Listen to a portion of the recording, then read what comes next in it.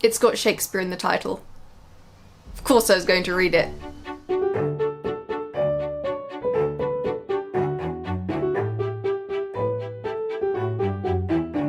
The Shakespeare Secret by J.L. Carrell is a thriller, murder mystery, conspiracy adventure book. Sort of like the Da Vinci Code, but instead of the Bible and the Mona Lisa, it's about Hamlet and Don Quixote. It follows Kate Stanley, a young woman directing a production of Hamlet at the Globe Theatre. However, a visit from an old university professor sees her embarking on a dangerous quest to find the truth about William Shakespeare and one of his lost plays, whilst being pursued by a serial killer who takes inspiration from the bard's works. As with most books in this genre, it had a very engaging plot with lots of twists and turns. It very much invited you to try and work out the mystery along with the main characters, which I appreciated. It's also a very exciting plot and very active, moving between several different locations with a good blend of action scenes and quiet moments of unravelling the mystery. There were some genuinely nice pieces of description that I enjoyed, and I loved all of the Shakespearean references scattered throughout the novel.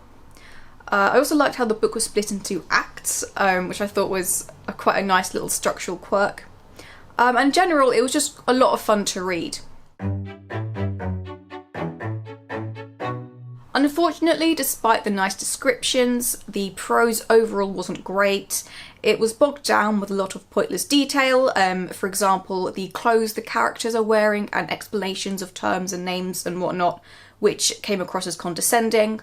There was also a lot of repetition and some questionable sentence structure, which annoyed me. Although the book wanted you to try to solve the mystery along with the characters, it was a little difficult to follow. A lot of titles instead of names, or people with the same name, and weirdly too many twists. Towards the end, I was getting mental whiplash from the amount of shocking and confusing reveals. So I kind of came away not quite sure what had happened in some instances. The way the characters got out of sticky situations or continued with the mystery felt a little convenient, like they either solved the issue by just throwing money at it, or just happened to already know the exact right piece of information needed without having to look it up. Maybe I'm just bitter because my memory is awful, but I really don't like it when characters always just know the relevant piece of information because they learnt it in like some random class 20 years ago and somehow remembered it perfectly. That just annoys me. In between the acts, we have these interludes, which are scenes set in Elizabethan and Jacobean England about Shakespeare and his contemporaries. I didn't like them. They didn't really add anything and they just really confused me, so I could have done without those. Pointless romance is pointless. It was very forced and a bit random. The serial killer's quirk is to make deaths look like Shakespearean character deaths, which is a cool idea and I enjoyed that. The killer tells Kate quite early on that he wants to turn her into Lavinia from Titus Andronicus, but the bit they were talking about was her having her tongue and hands cut off after being violated. Lavinia doesn't actually die until the end of Titus Andronicus, where she's murdered by her father, I believe. So either the killer wasn't actually going to kill Kate and instead just sexually assault her, which A, that's grim, and B, it's quite a lazy trope in literature to kind of rely on sexual assault to raise the stakes. So either the killer wasn't going to kill her or they just didn't read the play. It also felt out of place because all of the deaths up until near the end are all Hamlet based. So you have like Ophelia and Hamlet's father, and one that could have been Polonius but wasn't, but it could have been Polonius.